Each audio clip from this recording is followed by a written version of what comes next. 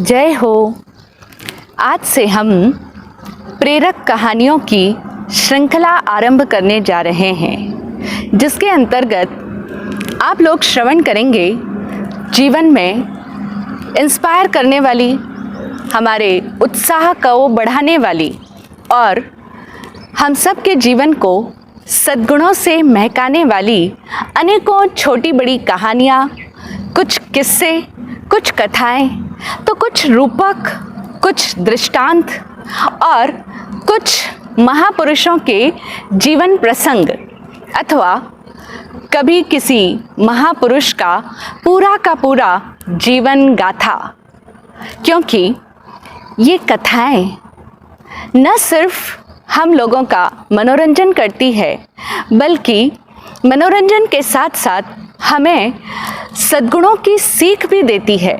और साथ ही साथ जब हम महापुरुषों की जीवन कथाओं को सुनते हैं तो हमें भी एक दृष्टि मिलती है कि किस तरह से उन्होंने अपने जीवन को जिया, कैसे उनके जीवन में जब भी भली बुरी, अच्छी खराब, कैसी भी विकट स्थितियां आई तो होंगी ही, लेकिन उस समय में भी कैसे वे अपने धर्म में दृढ़ रहे, कैसे वे अपनी सकारात्मक दृष्टि से युक्त रहे और किस तरह से उन्होंने अपने जीवन में आने वाली हर परिस्थिति को जिया। तो इस तरह से उनका पूरा का पूरा जीवन हमारे जीवन को भी सही दिशा में ले जाने के लिए एक बहुत बड़ी सीख देता है, एक सही समझ डेवलप करता है। तो इसीलिए आज से हम इन्हीं प्रेरक कहानियों की श्रृंखला आरंभ कर रहे हैं। इसी कड़ी में आज की हमारी पहली कहानी है, जिसका शीर्षक है झुकने वाला सच्चा वीर होता है। प्राचीन समय की बात है, किसी जंगल में कलकल करती एक नदी प्रवाहित होती थी। उस नदी के किनारे छोटे बड़े अनेक प्रकार के हरे भरे वृक्ष थे। उन वृक्षों में एक बहुत ऊंचा और बहुत विशाल वटवृक्ष भी था। उस वटवृक्ष को अपने बड़े होने का बड़ा घमंड था और धीरे धीरे उसका अहंकार इतना बढ़ गया कि वह अपने सामने किसी को कुछ नहीं गिनता था। उस नदी के किनारे छोटी छोटी हरी भरी घास भी थी, जो बहुत ही कोमल और झुकी हुई थी। वह नदी राहगीरों के लिए विश्राम स्थल थी। अनेकों राहगीर उस नदी के पास आते और जाते।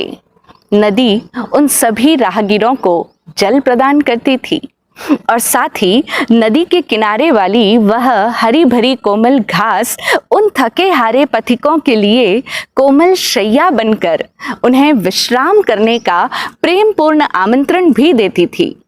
और वह हरी घास हल्की हल्की हवा में हिलडुल कर उधर से गुजरने वाले पशुओं को अपनी क्षुधा शांत करने के लिए भी पुकारती थी।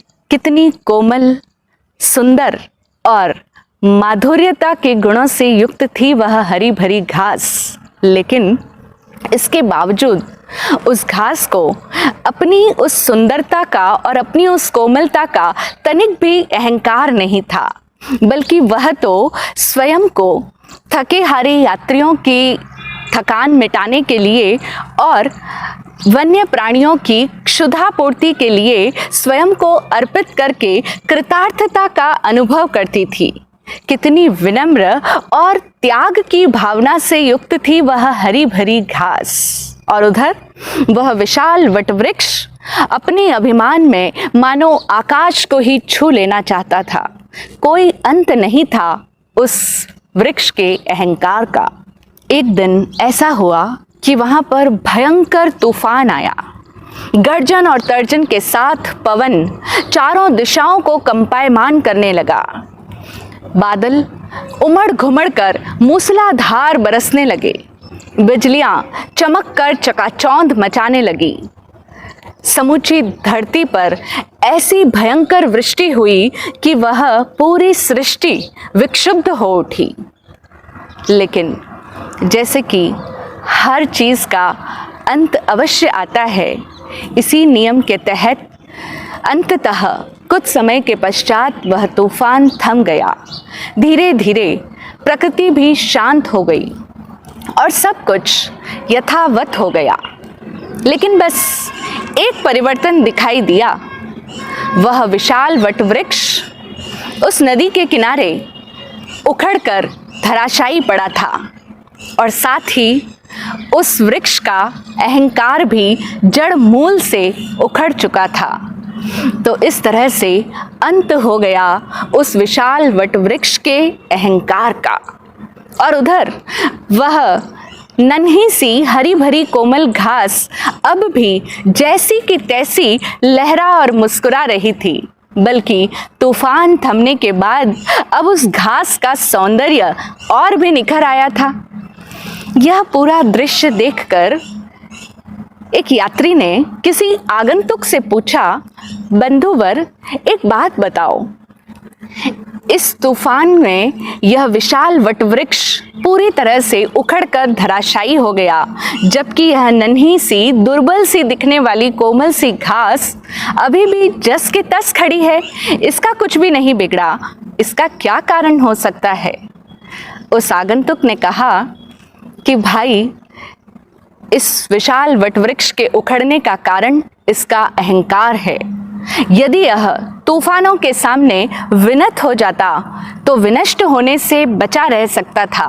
जैसे यह हरी भरी घास, यह विनत रही तो बची रही। जो झुकता है वह बच जाता है और जो अकड़ कर या तन कर खड़ा रहता है, कुछ समय तक भले ही वह तना रह जाए, लेकिन उसका अंत अवश्य आता है और बड़ा शीघ्रता से आ जाता है। सच ही तो कहा है, अहंकार व्यक्ति की सभी योग्यताओं को नष्ट कर डालता है। कितनी विशालता थी उस वटवृक्ष की, कितने लोगों को वह शरण देता था, कितने जीव जंतुओं का, प्राणियों का विश्राम स्थल था वह महान बरगद का पेड़। लेकिन इतनी सारी योग्यताएं होने के बावजूद उस एक अभिमान की वजह से वो सारी योग्यताएं उसकी समूल नष्ट हो गई।